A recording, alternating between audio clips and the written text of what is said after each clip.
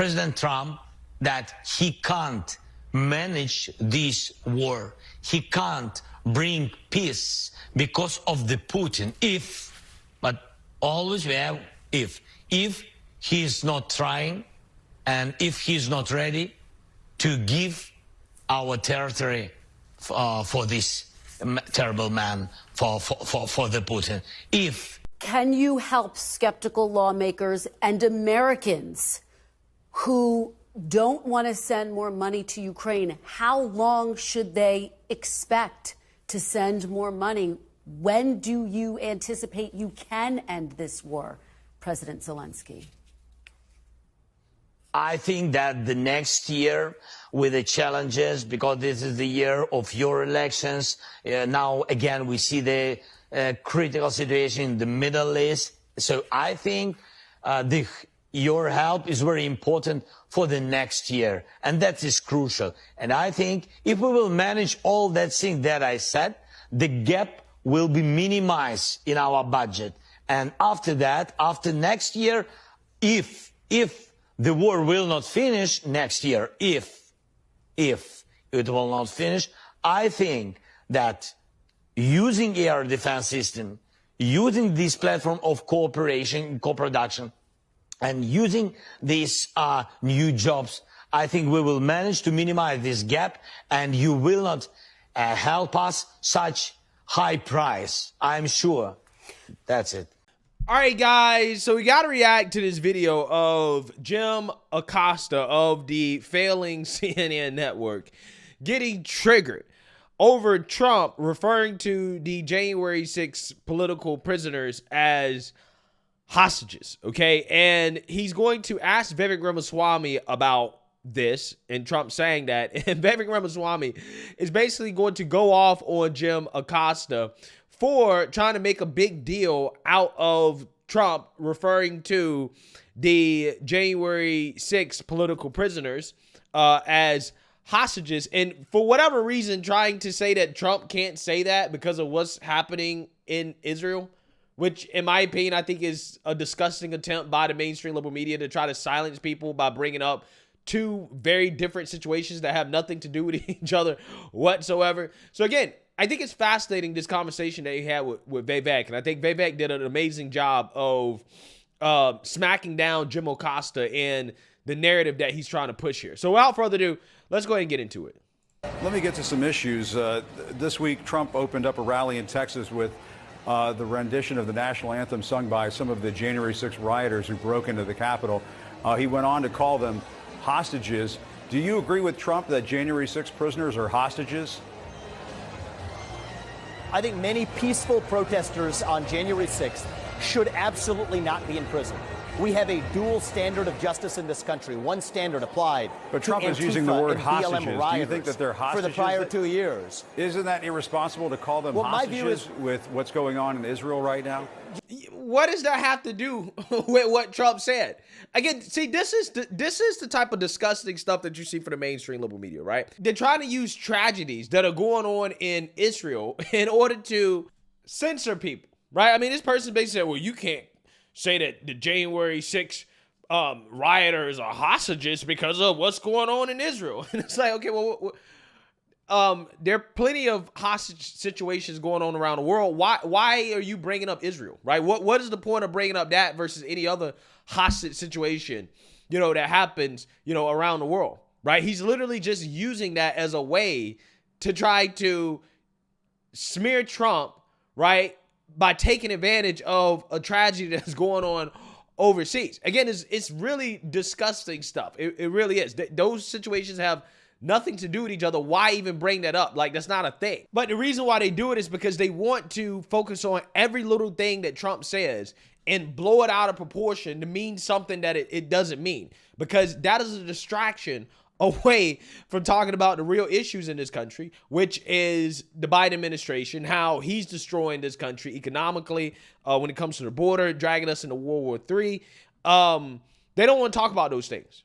Okay, they don't want to talk about those things at all, but they want to talk about one little comment that Trump said, and they want to blow it out of proportion. Oh my God, he called the January 6th rioters hostages.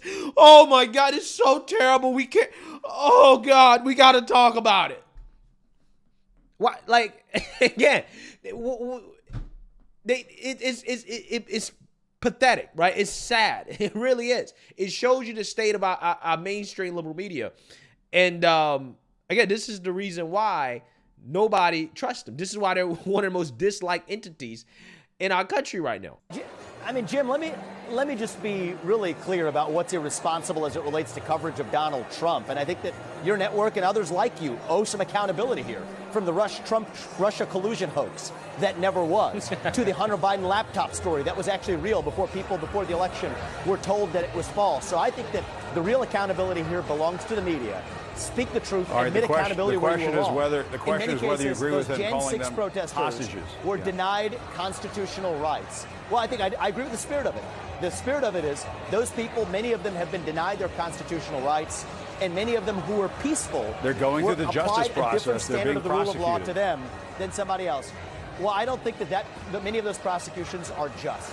My view is if you're using one standard of political prosecution for somebody because they have political views different from your own, that's not justice. That is injustice. And that's why I've said that anybody who is a peaceful protester on January 6th, for those peaceful protesters, they will earn a pardon from me on day one. And I will stand by that, Jim. All right, and you made waves this week for the deal you said you would cut with Vladimir Putin to end Russia's war in Ukraine. Let's listen to this. The most important element is Russia exit its military alliance with China.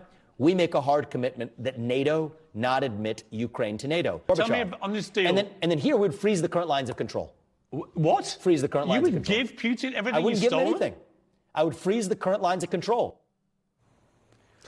Now, keep in mind that this is essentially what the U.S. and European leaders are considering right now, right? Because the writing's on the wall in regards to what's going on in Ukraine being a stalemate, which the mainstream liberal media acknowledges, basically confirming that the Biden administration, the government, the military officials have been lying to us for months about the progress that Ukraine has actually been making in that war.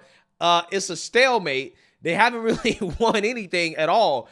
And at this point, they're essentially now about to force Zelensky to come to the table for potential peace talks and what they may have to give up to Putin in order to get peace. Now, again, Vivek was smeared as a foreign policy novice, okay? He was trying to give Ukraine to Putin, okay? This is what they said. People like Nikki Haley, who, in my opinion, she is Curry Bush Jr., okay? She's Dick Cheney with a wig. She smeared Vivek Ramaswamy as not knowing what he's talking about just for a few months later, the foreign policy establishment taking the exact same position that Vivek was calling for months before. Again, it's amazing how that works. Okay, and now Jim Acosta, knowing that his own colleague reported that this is at a stalemate, his own network reported the war is at a stalemate, is going to take issue with Vivek's stance, even though this is the stance that the current administration and the leaders in Europe are now considering because the writing's on the wall, right? This war is at a stalemate. Ukraine is just going to have to fold on some things, right? And that's just the reality. Why would you cut a deal with Vladimir Putin? Why would you trust Putin to keep his end of a deal? Again, it's framed as cutting a deal with Vladimir Putin when a Republican like Vivek Ramaswamy comes out and says it, right? But when the foreign policy establishment is doing it because they're forced to do it, well, it's just peace, right? Well, we're trying to move towards peace now. Amazing, right? When they're cutting a deal with Putin, right? That's essentially what they're going to have to do. I don't trust Putin, but I trust Putin to follow his self-interest just as he can trust us to follow ours. And the fact of the matter is our engagement in Ukraine has been a disaster. Everybody in Ukraine would still tell you it's now stalled to a standstill. Tens, if not hundreds of thousands of deaths on both sides. Now the U.S. entering greater risk with Russia. The first time we've never had a nuclear non-proliferation agreement in place with Russia. But and secretly, Putin, many U.S. officials are beginning to admit that there has to be a deal. Doesn't that show some naivete on your part? We're going to have To the contrary, the naivete is the pointless wars that we've spent in Iraq and Afghanistan. This is Iraq 2.0 unfolding again. Jim, if the people who were advocating for this war a year and a half ago are already meekly beginning to admit, even those you'll have on this network, beginning to admit that it was a failure, it has not met expectations, thousands and thousands of lives lost, greater risk, hundreds of billions of dollars later, this is a pointless war. So cut the losses I think now. the Ukrainians have surprised a lot of people by taking it to the Russians. Why would you halt that progress? The fact of the matter is the eastern parts of Ukraine that are occupied, well, the progress has already halted. The fact of the matter is, and you can even read what the Ukrainian general just said this week. He first admitted that it's reached a standstill. So let's be sensible, do a reasonable deal that allows Ukraine to come out with its sovereignty intact, but pull apart the Russia-China military alliance. That's what nobody's talking about. We are driving Russia further into China's hands. We need to be focused on pulling them apart and make a commitment that NATO will not admit Ukraine to NATO. That is a sensible deal. You mark my words, this is where this is going to go eventually.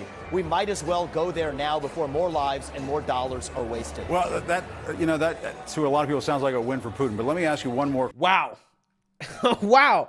You see that? You heard that? Jim Acosta is saying what Vivek is saying sounds like a win for Putin, which is exactly what's going to happen regardless, right? This is what the Biden administration is going to do. They're going to be forced to do it because the jig is up, right? We cannot continue to send hundreds of billions of dollars to fight a war in which there's literally no end goal and no progress is being made in regards to Ukraine getting back the territory that they've seen to have lost, right? They've admitted it's stalled, right? So again, I'm trying to figure out, what do we get out of continue to spend billions of dollars fighting this? Again, people like Jim Acosta has not articulated this, right? And I guarantee you, if/when the Biden administration is forced to do this, because they will be forced to do it, okay? He won't be saying, well, this is a win for Putin, right? That sounds like you're trying to give up Ukraine to Putin.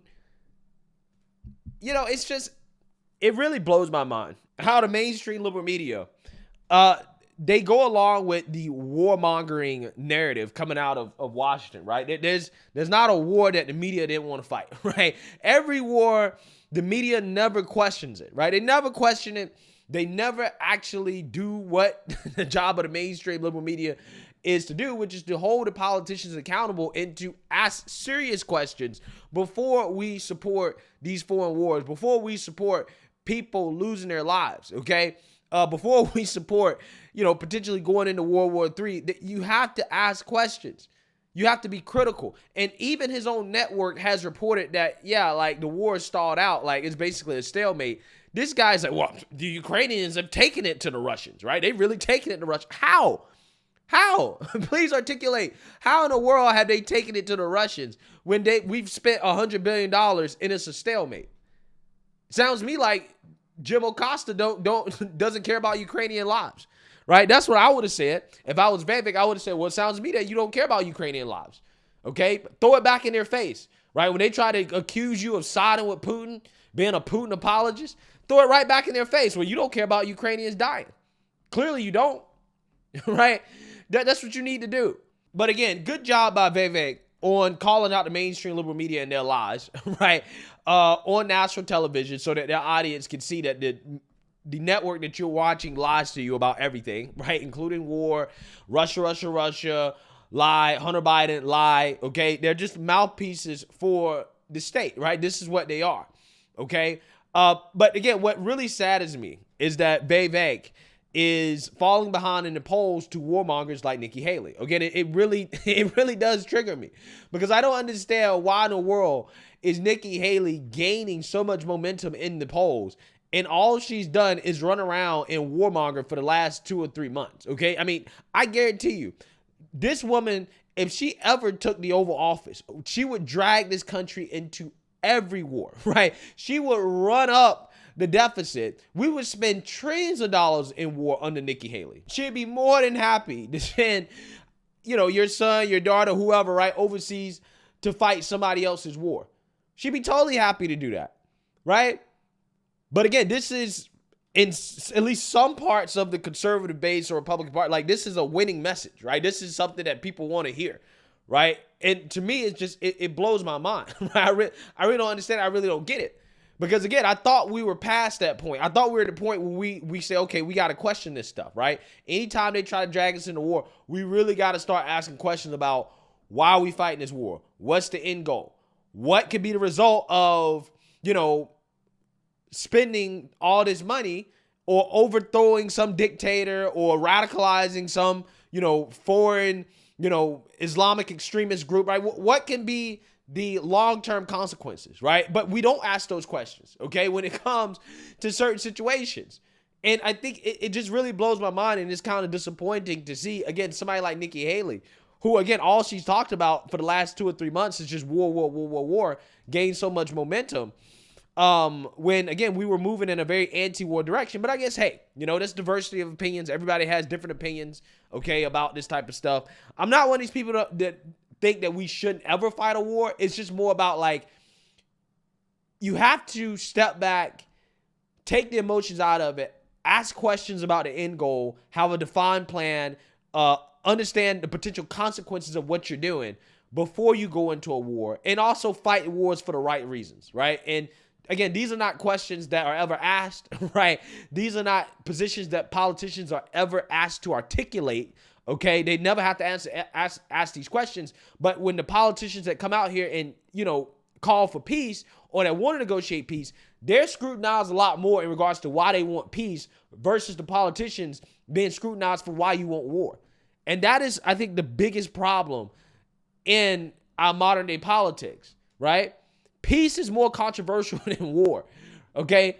That's what really blows my mind. So, hey, let me know what you guys think. Make sure you like, comment, and subscribe. Most importantly, share a Black conservative perspective. Peace.